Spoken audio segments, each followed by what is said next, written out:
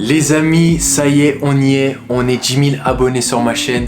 Vous savez même pas la joie que ça me procure. Et pour vous remercier, FAQ en toute intimité, j'ai rassemblé un maximum de questions pertinentes, marrantes, intéressantes. Et j'en fais une vidéo aujourd'hui avec vous. Donc c'est chill, décontracté pour cette nouvelle vidéo du dimanche. J'ai pris mon petit jus au kiwi. Et puis on démarre tout de suite avec la première question. Première question qu'on m'a énormément demandé. Pourquoi es-tu retourné vivre chez tes parents? Alors les gars, c'est tout simple. Il faut savoir que là j'étais en voyage pendant 1 an avec ma copine et en fait si vous voulez j'ai pas mon propre logement ici à Lyon et il fallait bien que je retourne chez quelqu'un parce que tous mes logements c'est des locations que j'ai mais dedans il y a des locataires et du coup je suis toujours le bienvenu chez mes parents. Il y a toujours un lit pour dormir parce que voilà je m'entends très bien avec eux et que je sais qu'ils sont toujours là pour m'accueillir. Donc je suis retourné chez mes parents parce que c'était tout simplement le plus simple. Pour l'instant ça sert à rien de prendre une location ici dans ma ville à Lyon parce que je sais pas encore exactement pour combien de temps je reste. Je suis très bien ici pour le moment. En plus, tu as les bons plats de la maman. Donc pour moi, c'est tout bénef. Et j'ai une très bonne relation avec mes parents. Pour eux, il n'y a aucun problème. Pour moi, il n'y a aucun problème parce que c'est pas comme si j'étais un Tanguy et que je restais sur mon lit à rien faire. C'est juste en fait une phase de passage. Et puis de toute manière, après, je vais sûrement rebouger du côté de la Suisse et puis je vais sûrement revoyager. Donc voilà, je profite de ces quelques instants avec ma famille. Deuxième question qu'on m'a aussi posée à Bâle. Loïc, est-ce que tu comptes retravailler en Suisse?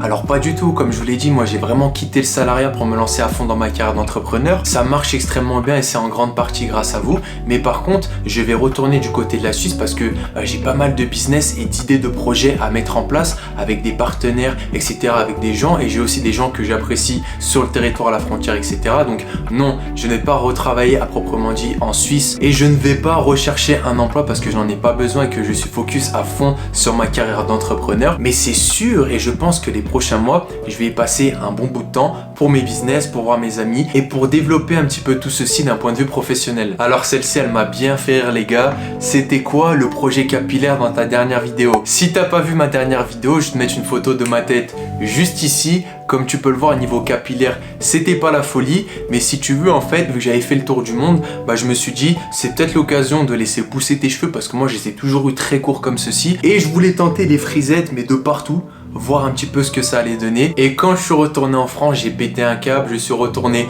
aux sources, à la coupe courte et je pense ça me va mieux, même si tu vois un petit peu coiffé comme ceci, ça pouvait donner un certain effet. Mais bon, niveau coiffage, niveau entretien, etc., surtout que j'ai les cheveux très épais, c'était pas la folie. Donc voilà. Pour ceux que ça intéressait, donc d'un point de vue capillaire, c'est fini. On est revenu aux bases avec le petit dégradé des familles qui va bien et ça me va extrêmement mieux comme ceci. Quatrième question assez pertinente, comment gères-tu ton argent?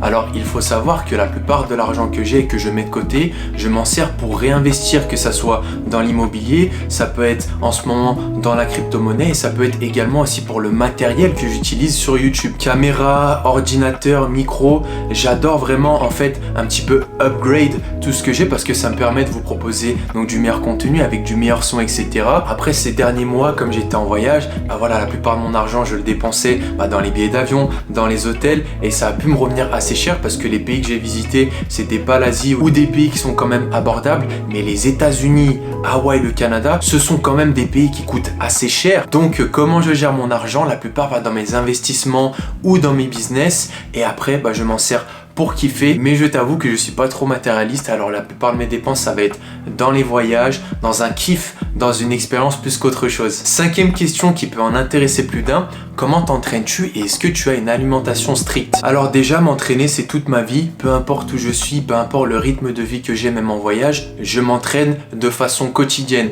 Ça peut être un petit running ou ça peut être une petite session en extérieur, peu importe, il faut que chaque semaine j'ai ma dose d'entraînement, sinon je me sens archi pas bien même d'un point de vue mental, ça joue énormément sur tout mon corps, mon mental, mon moral, etc. Après bien sûr et encore plus durant ces derniers mois, vu que j'ai voyagé, j'avais pas accès à une salle de sport tout le temps, mais c'est pas grave en fait, ça m'a juste permis de m'adapter et le plus important je pense c'est de garder ce rythme et de garder un certain mouvement dans ton quotidien. Concernant la nourriture, là c'est également pareil, je n'ai pas une diète précise, mais si tu veux maintenant j'ai une éducation par rapport à l'alimentation qui est quand même très saine, c'est-à-dire qu'il me faut donc à chaque repas ma dose de protéines, ma dose de glucides, ma dose de légumes, etc. C'est très important, mais à côté et encore plus durant mes voyages, je faisais pas vraiment attention. Je me faisais plaisir chaque jour, mais sans vraiment abuser. Et je pense que c'est bien d'avoir une bonne balance comme ceci. Quand je dois faire un excès, je le fais, je me prends pas la tête et le lendemain, je fais ma séance de sport comme d'habitude et tout roule pour le mieux. Et je trouve que c'est un bon équilibre comme ceci. Sixième question.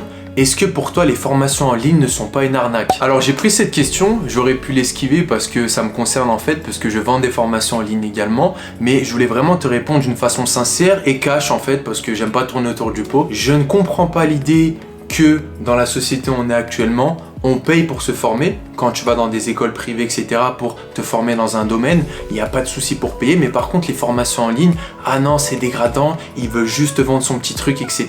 Il essaye de nous berner, non. Alors attention, je ne te dis pas qu'il ne faut pas faire attention parce que sur Internet, et c'est de partout dans la vie, tu as même des écoles comme ceci, tu as des personnes qui vont être un petit peu malhonnêtes et tu peux tomber sur des beaux parleurs qui vont essayer de te vendre un truc et derrière, en fait, il n'y a rien du tout. Certes, il faut faire attention, mais je pense que le digital et le fait de se former directement online, pour moi, c'est quelque chose de très positif et on a un accès à l'information qui est juste top. Et pour être honnête avec toi, moi aussi, je suis le premier consommateur de formation en ligne. Je me suis formé dans de nombreux domaines, l'immobilier, l'art oratoire, la crypto-monnaie. Tu as une tonne de thématiques et je suis le premier à lâcher un billet pour ceci. Donc pour moi, c'est juste une question de feeling. Ok, c'est pas parce que moi je vends de la formation en ligne qu'il faut que tu passes avec moi pour te former. Il y a plein de bonnes personnes sur Internet, sur YouTube, etc. Il faut juste que tu regardes déjà le contenu gratuit que ces personnes te proposent. Et si tu as un bon instinct avec une personne, un bon feeling, etc., forme-toi tout simplement. Il n'y a pas que des malfrats et que des gens qui veulent juste te prendre ton oseille sur Internet, mais tu as des personnes aussi qui veulent simplement inculquer des valeurs positives et qui veulent apporter une amélioration de vie à des personnes, et c'est ce que je véhicule au travers mes vidéos et au travers mes formations. Donc voilà, si tu voulais mon avis par rapport à ceci, en toute honnêteté et 100% cash, c'est ce que je pense des formations en ligne. Ouh là là, petite question vie personnelle, Loïc, est-ce que tu veux des enfants? Alors les amis, je vais vous expliquer un petit peu ma manière de voir les choses par rapport aux enfants. Oui, tout à fait, je veux 2 enfants. Pour être cash avec vous, j'en aimerais 2. Mais actuellement, pour moi, je suis très jeune à 27 ans et je privilégie déjà de voyager, de partager des vrais moments et des vraies expériences avec ma copine et de me focus à fond sur mon business et d'exploser avec elle d'un point de vue financier, mais aussi d'un point de vue mindset. Il y a beaucoup de personnes et dans mon entourage, qui ont fait des enfants très jeunes dès la vingtaine, 22, 23, 24. Mais pour moi, je pars du principe où c'est très important déjà d'être bien dans ta peau et d'être bien avec toi-même et avec la personne avec qui tu partages ta vie avant de faire des enfants tout simplement. Moi j'ai déjà envie de profiter de ma vie avec ma copine comme je l'ai fait en tour du monde, de voyager, de vraiment en fait vivre et de croquer la vie à pleines dents à 100%. Pour moi c'est vraiment primordial et je veux surtout d'un point de vue financier être extrêmement bien pour mes enfants. Alors le but c'est pas de leur donner une cuillère en or dans la bouche dès la naissance et ils auront besoin de rien faire. Non, le but c'est d'être sûr à 100% que quand j'aurai mes enfants, j'aurai aucun problème et que je pourrai subvenir à leurs besoins de la meilleure des façons, tout simplement. 8e question par rapport à la Suisse. Quelle a été ta toute première paye en Suisse? Donc je suis arrivé en Suisse à l'âge de mes 23 ans et ma première paye concerne donc un job de vendeur dans une boutique de prêt-à-porter de luxe dans le centre de Genève et ça a été quelque chose dans les 4 000 € net, sachant que j'avais eu dès le premier mois une jolie prime. Donc oui, 4 000 € net, c'était vraiment ma première paye en Suisse. Donc autant te dire que j'étais ravi et que à 23 ans, je ne l'ai pas dépensé de la meilleure des manières, je me suis surtout fait kiffer. Mais bon, pour la première paye, j'étais bel et bien obligé. 9e question, j'ai vu que tu as vu Bad Bunny en concert à Miami, comment c'était? Écoutez les amis, moi je suis un grand fan de son latino, Bad Bunny, Anual, bref, je sais pas si ça vous parle, mais moi en tout cas je suis un grand fan. Et quand j'étais à Dubaï 6 mois en arrière, j'avais réservé ma place en VIP pour ma copine et moi, sachant que la place, les gars, la place était à 1 000 €. 1 000 € la place, et si tu veux, on avait quoi? On a eu en fait un bar privé avant l'événement où on avait donc de l'alcool, des boissons, un joli buffet et on était placé au tout devant de la scène. Mais il y a eu un petit hic et ça m'a vraiment foutu les boules. En fait, si tu veux, on était au tout devant de la scène mais sur le côté droit. Et je sais pas pourquoi, en face de la scène, donc tu t'imagines, là on est là, et là tu as la scène, tu avais un espèce d'escalier qui cachait la scène. Je me suis dit non mais c'est pas possible, ils ont fait exprès. On a payé 1000 balles chacun pour que tu aies un escalier devant. Alors ça gâchait pas tout, surtout que l'artiste Bad Bunny, des fois il venait en face de nous, mais dès qu'il était donc au centre de la scène la plupart du temps, bon on le voyait pas très bien. Mais bon c'est comme ça, on peut pas tout contrôler. J'ai quand même kiffé ma soirée, c'était une ambiance de malade, surtout à Miami en fait où t'as beaucoup de personnes qui viennent du Mexique, voilà, beaucoup de latinos, beaucoup de latinas. Moi c'est mon délire à 100%, donc j'en garde quand même un très bon souvenir. 10e question, est-ce que tu as prévu une rencontre avec tes abonnés? Alors franchement j'aimerais énormément faire ça. D'ailleurs dites-moi dans les commentaires si ça vous dit peut-être qu'on se rencontre en réel, qu'on organise peut-être des petits meet-up comme ça dans des villes. Moi ça me dit énormément, j'ai jamais pris vraiment l'initiative de le faire, mais on m'a déjà beaucoup écrit des recommandations par rapport à ceci, donc moi ça pourrait être vraiment cool de vous rencontrer et de partager avec vous directement. D'ailleurs la semaine dernière j'étais à Genève, j'ai rencontré des abonnés et certains d'entre eux m'ont vraiment touché parce qu'ils m'ont clairement dit que leur vie avait changé depuis le fait qu'ils avaient passé le cap, qu'ils étaient venus travailler en Suisse, qu'ils avaient investi dans l'IMO. Donc moi c'est des choses qui me parlent, l'aspect humain c'est super important pour moi. Donc certes entre nous il y a cette caméra, mais le fait de vous voir en vrai ça me ferait encore plus plaisir. Donc je pense qu'on va organiser ça sous peu, et si ça vous dit, n'hésitez pas à m'écrire ceci en commentaire, de me dire de quelle ville vous venez et peut-être organiser ça à la frontière ou ailleurs, ça peut être vraiment un kiff. 11e question, quel est le pays que tu as le plus aimé en voyage? Ma destination que j'ai surkiffé, ça reste Hawaï. Pourquoi Hawaï? Si tu veux en fait sur cette île, moi j'étais donc à Honolulu, tu as absolument tout type de paysage. Tu as le grand centre-ville où tu peux faire du shopping, manger dans des superbes restaurants, etc. Tu as juste derrière des magnifiques montagnes où j'ai pu faire des randonnées, où j'ai pu me perdre dans des forêts avec ma copine. Enfin bref, c'était juste excellent. Et tu as les plages juste paradisiaques où j'ai pu nager avec des tortues. J'ai même rencontré un requin. Tu as des poissons de toutes les couleurs. Donc voilà, c'est cette multitude de paysages que j'ai kiffé à Hawaï et que je n'ai retrouvé nulle part ailleurs. Question suivante, si tu devrais repartir de zéro, qu'est-ce que tu ferais financièrement? Alors le chemin est très simple à vous expliquer pour moi. Après mon bac, donc après mes 18-19 ans, je crois que c'est ça l'âge du bac, au lieu de me perdre dans des études supérieures que j'ai faites et qui m'ont amené absolument à rien, je serais directement parti en Suisse. Trouver un petit job comme j'avais quand je suis arrivé du côté de la Suisse qui payait facilement 4000 € net, et j'aurais commencé à épargner, commencer à investir pour acheter directement mon premier achat immobilier dès la vingtaine, pour avoir des rentes immobilières et pour créer encore plus vite mes business. Donc voilà, j'ai juste ce regret de 2-3 années après le bac, parce que pour moi c'était important d'aller jusque là, mais après c'est vrai que tu sais, après le bac, on te lâche un petit peu comme ça en mode ouais, qu'est-ce que tu veux faire? Mais on a été conditionné depuis l'enfance à suivre un parcours, et après on te lâche en mode tu choisis ce que tu veux faire. Et des fois, je pense qu'il y a de nombreuses personnes comme ceci, t'es un peu perdu, t'es un peu paumé et tu sais pas réellement ce que tu veux faire. Et si j'avais connu la Suisse un peu plus tôt, je serais parti plus tôt, tout simplement. Next question, combien d'appartements as-tu actuellement et combien ceci te rapporte? Durant ces dernières années, j'ai acheté, vendu.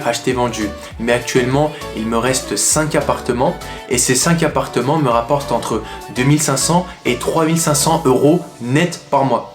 Voilà, je peux pas faire plus clair. Après, bien sûr, pour obtenir un tel niveau de rentabilité, ça s'apprend, mais j'ai fait les choses en bonne et due forme d'un point de vue location, d'un point de vue modification, d'un point de vue travaux, pour avoir la rentabilité la plus haute possible. Et d'ailleurs, si tu souhaites te former dans l'immobilier et avoir les mêmes résultats que moi, parce que c'est tout à fait possible, en dessous de cette vidéo, tu as un lien d'une de mes formations qui t'apprend A à Z à investir intelligemment. Donc si ça t'intéresse, je te laisse aller checker ceci. Question suivante. Quels sont tes objectifs avec YouTube après ces 10 000 abonnés? Alors j'ai de très gros objectifs avec YouTube. Le but c'est de faire grandir ma chaîne. Déjà on va augmenter la fréquence des vidéos sur ma chaîne. Je pense que je vais en faire 3 à 4 par semaine. Ça va énormément vous plaire. Toujours sur le thème de la finance, comment améliorer sa situation financière, professionnelle, etc. Pour vraiment qu'on puisse se pousser ensemble vers le haut. J'ai juste les crocs en fait les amis. Maintenant YouTube c'est vraiment une passion. Là vous tournez des vidéos des fois à minuit, à 3 h du matin, mais vous me verrez, je vous jure, j'écris des textes, des idées, tout, parce que je suis à fond dedans. C'est vraiment ma passion. Mon objectif premier avec YouTube, c'est pas de m'arrêter à 10 000 abonnés, mais de faire 100 000 abonnés, 1 million d'abonnés, même plus si c'est possible. Je vais me donner les moyens, j'ai investi dans du bon matériel, et c'est en continuant à fournir du travail et à faire les choses et à croire en ce que tu fais de toute manière que ça peut que fonctionner, et c'est que le début vraiment de cette chaîne. 15e question, as-tu déjà fait des gros achats style voitures, montres, etc. Ah là là, je vous jure, si vous saviez les gars, là je suis retourné à Lyon et en fait je prends la voiture de mes parents pour me déplacer à la salle de sport, etc. parce que j'en ai absolument rien à carrer. Des voitures, les montres ça m'intéresse beaucoup plus parce qu'il y a ce côté investissement et donc ça me parle. Mais vraiment, le matériel, alors j'ai 2-3 trucs de luxe, un sac Gucci qui traîne par-ci par-là, mais la plupart de mon argent, hormis le voyage, comme je vous l'ai dit juste avant, ça part dans les investissements. Regardez, je vais vous montrer. Voilà ça c'est mes derniers achats. Hop, des petits micros comme ceci Rode pour améliorer la qualité de mes interviews. Quand je fais une vidéo directement avec quelqu'un, ça m'a coûté 250 voire 300 euros. Ça, c'est un bon investissement. Et regardez-moi ça, petit micro des familles avec la petite bonnette. D'ailleurs, j'ai fait un micro-trottoir à Genève où j'ai interviewé les Suisses, etc. Je vais pas vous spoiler les trucs, mais c'est une vidéo qui va sortir sur ma chaîne, vous allez la kiffer. Mais voilà, c'est dans ce type de matériel que je dépense de l'argent et tout ce qui est voiture, etc.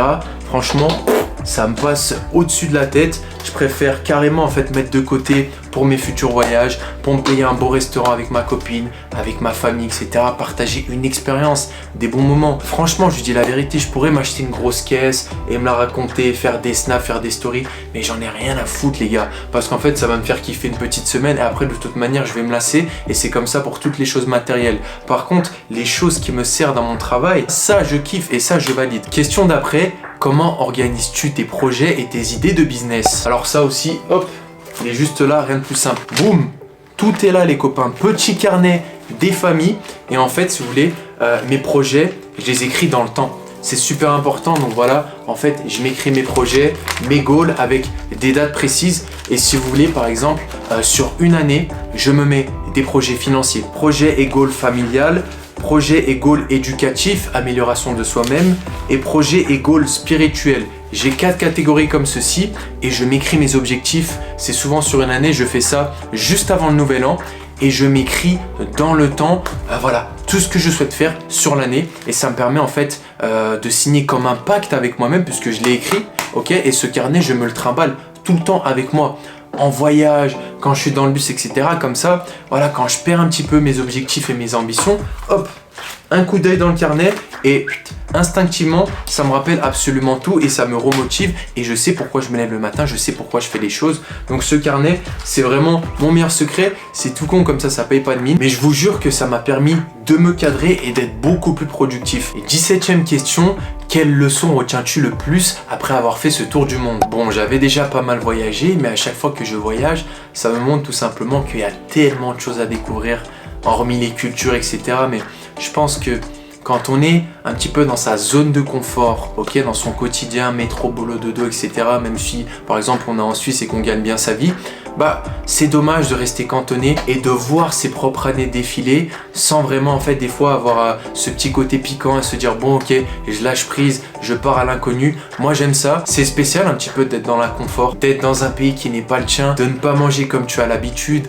de ne pas t'entraîner comme tu as l'habitude, mais en fait de casser ses habitudes, ça te fait grandir, ça t'apprend la vie et moi c'est ceci que je retiens le plus. Le voyage pour moi c'est une grande source d'apprentissage puisque déjà ça m'a permis d'apprendre l'anglais, mais ça m'a permis surtout d'avoir des autres visions et d'avoir des autres schémas de vie que ce que je connaissais dans ma petite routine en France et ça fait du bien, c'est très enrichissant, ça t'apporte plein de choses et crois-moi que quand tu reviens d'un tel voyage comme j'ai pu le faire, tu es ressourcé et ça te montre aussi d'un côté la chance que l'on a d'être ici, de vivre en France, etc. Parce que crois-moi que quand je pars à l'étranger, bah dans certains pays, je me rends compte vraiment qu'on est très bien lotis. Il y a beaucoup de personnes qui crachent ou qui ne sont pas en accord avec la France, etc. Mais les gars, allez aux États-Unis, allez voir comment les gens vivent et vous allez très vite revenir sur le territoire et vous rendre compte que ici, on est quand même pas mal du tout. 18e question, est-ce que ta copine est devenue entrepreneuse grâce à toi? Dès le premier jour où on s'est rencontrés, c'est pour ça d'ailleurs qu'on a matché mentalement, bah on avait en fait la même vision et les mêmes perspectives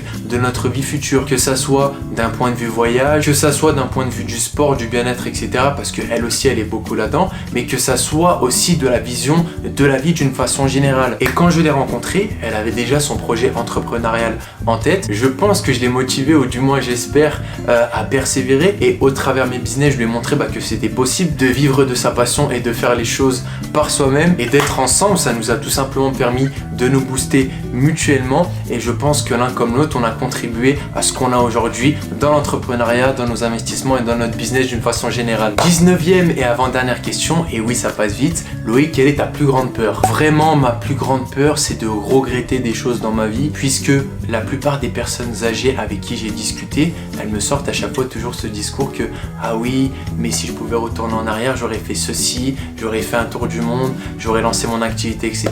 Et ça, je veux absolument pas.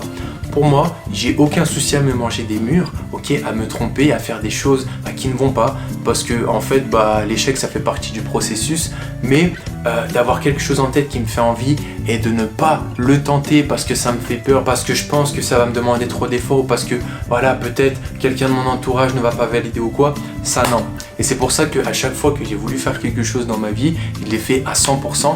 J'ai tenté les choses jusqu'au bout. À chaque fois que j'ai une idée en tête et que j'ai envie de la faire, je fonce. Que ça soit un tour du monde, que ça soit le mannequinat, que ça soit de partir en Suisse, que ça soit d'investir dans l'IMO, que ça soit de lancer mon propre business, que ça soit de créer une chaîne YouTube et de vous parler aujourd'hui. J'ai toujours tout tenté et ça m'a un petit peu écarté de cette peur de l'échec. Et enfin, dernière question de cette vidéo, j'aimerais avoir le même parcours que toi, mais comment me lancer? Pour moi, la chose la plus importante à faire, c'est de te former.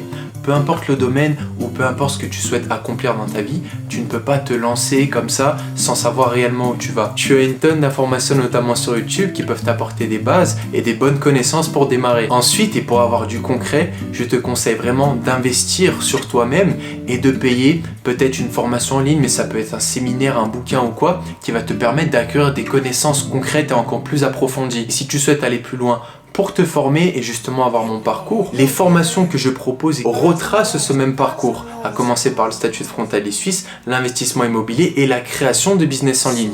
Si tu souhaites te former dans un de ces domaines, tu as les liens qui seront présents juste en dessous de cette vidéo. Tu as les programmes qui sont totalement détaillés. Tu as également les témoignages de mes participants qui, comme toi, ont passé le cap pour améliorer d'un trait leur situation professionnelle, financière, mais également personnelle pour être un peu plus épanoui au quotidien. Si tu as le feeling avec ma personne et si tu veux qu'on avance ensemble dans cette nouvelle aventure, sache que ce sera un réel plaisir de t'accompagner dans cette nouvelle vie. En attendant les amis, que vous dire de plus? On est 10 000, ça me fait extrêmement plaisir et je me réjouis par avance de sortir à la prochaine vidéo qui va suivre sur cette chaîne. Merci beaucoup d'avoir aidé déjà celle-ci. Je vous souhaite une excellente journée ou une excellente soirée et je vous dis à très bientôt sur ma chaîne YouTube. C'était votre gars Loïc, prenez soin de vous, ciao ciao à tous.